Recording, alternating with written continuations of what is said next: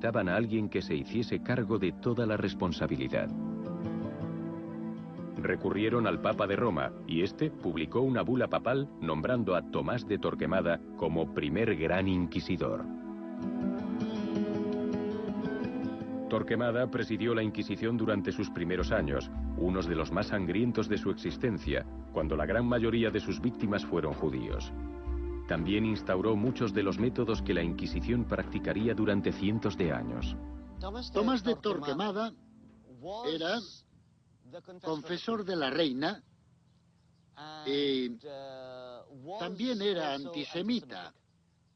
Por otra parte, elaboró las primeras instrucciones de la Inquisición. Puso por escrito lo que podía hacer y lo que no podía hacer. Y gracias también a él, la Inquisición se convirtió en un organismo burocrático controlable que siguió sus reglas durante los siguientes 100 años.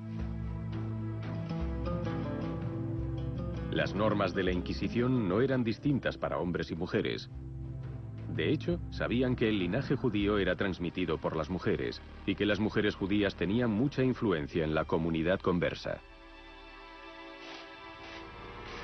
Así que la Inquisición no tenía reparos en aplicar la tortura a las mujeres con el mismo vigor que a los hombres. A las mujeres detenidas se las desnudaba antes de ser torturadas. Para algunas de ellas, la humillación de estar desnudas en presencia de hombres era suficiente tortura, pero si eso fallaba, el torturador empezaba su trabajo.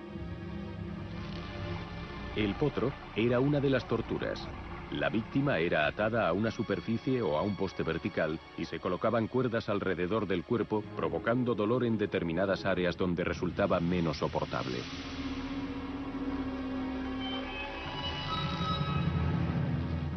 También permitía que el inquisidor continuase su interrogatorio, que solo paraba para que el torturador dosificase el dolor infligido.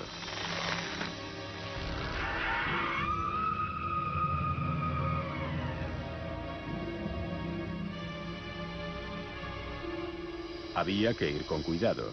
Las reglas de la Inquisición decían que la tortura no debía usarse para castigar o matar a la víctima. Tenemos noticia de todo esto porque el notario, el escriba, tomaba nota de cada palabra, de cada grito, todo sonido quedaba anotado. Y se puede apreciar el temblor de su mano mientras escribía. Pero los documentos muestran que la tortura era un método muy efectivo para extraer confesiones. Ella fue atada al potro con cuerdas y se ordenó que apretasen los garrotes. Ella dijo: no lo recuerdo. Sáquenme de aquí. Señores, suéltenme, porque no recuerdo. Señores, por Dios, tengan piedad de mí. ¿No ven cómo me están matando estas personas? Lo hice. Por Dios, suéltenme. Una vez que la Inquisición obtenía esa importantísima confesión, era hora de dictar sentencia. Eso se hacía en la clausura de la campaña de la Inquisición en un pueblo dado, la ceremonia de auto de fe. El auto de fe era una mezcla extraña pero impresionante de servicio religioso, tribunal supremo y circo. Los culpables eran colocados en fila ante una muchedumbre en silencio y se iban anunciando los castigos. El auto de fe se escenificaba deliberadamente para que fuese una gran representación teatral del poder de la Inquisición, y muchos eran verdaderos acontecimientos sociales. Igual que las autoridades civiles, la Inquisición contaba con una serie de castigos a su disposición, desde cárcel al destierro o la muerte. Pero también contaba con castigos extraordinariamente peculiares. En el castigo del San Benito, al reo se lo obligaba a llevar una túnica floja, que llevaba un aspa de color rojo. Esto marcaba al penitente como hereje. Los herejes confesos tenían que llevar el San Benito a todas horas, una humillación para el portador, incapaz de escapar a la constante mirada del público. Pero esa era la intención. Era un castigo y también un disuasivo, un recordatorio para otros del precio pagado por tener problemas con la Inquisición. Pero la pena mayor era la muerte en la hoguera.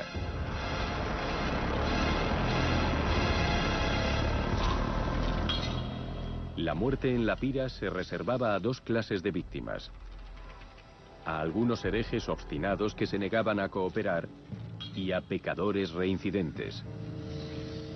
En los días de la Inquisición, la segunda falta casi siempre acababa siendo la última.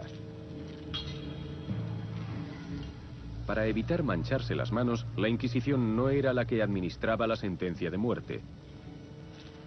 En lugar de ello, entregaban al acusado a las autoridades civiles que ejecutaban la sentencia. Incluso al final había un rayo de esperanza para los reos herejes.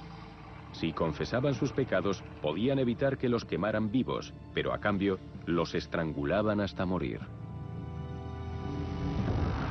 Una opción no mucho mejor, pero escogida por muchos.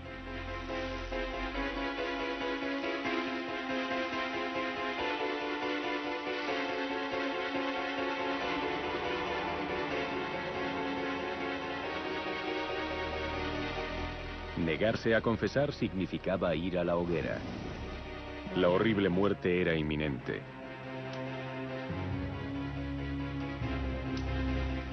Los documentos no disimulan los truculentos detalles de la muerte en la pira.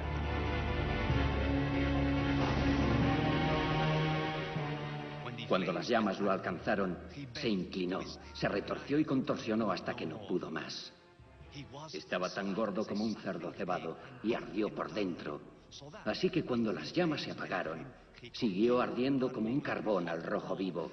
Acabó reventando y sus entrañas se desparramaron como las de Judas.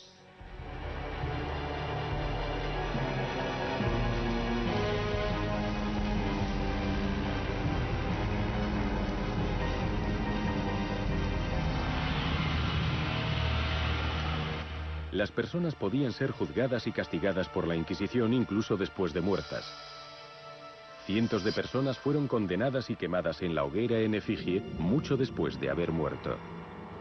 La justicia y efectividad de la Inquisición tenían que verse para cumplirse.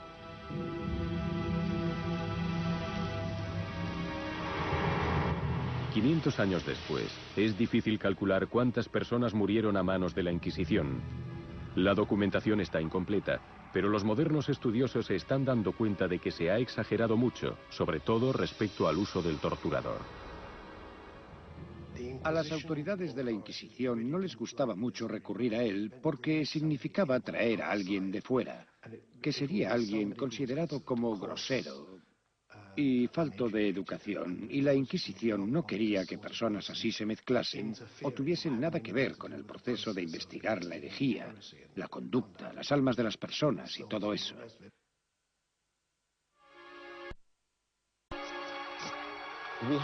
Existen cifras concretas sobre la tortura.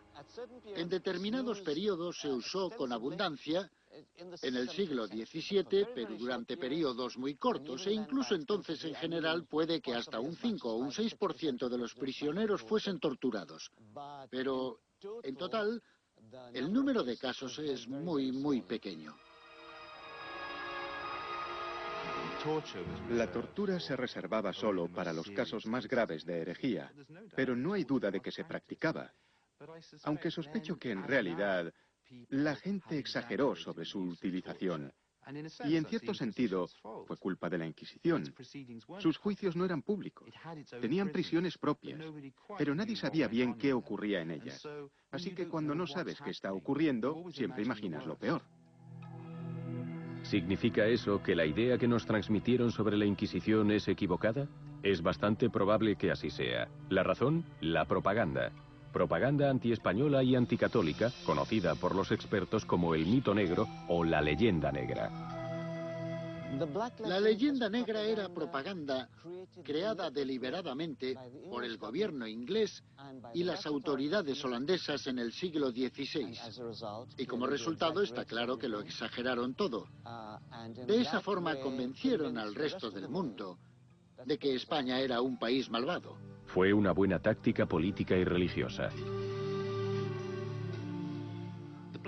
La leyenda negra fue la respuesta al creciente poder de España en el siglo XVI. En parte,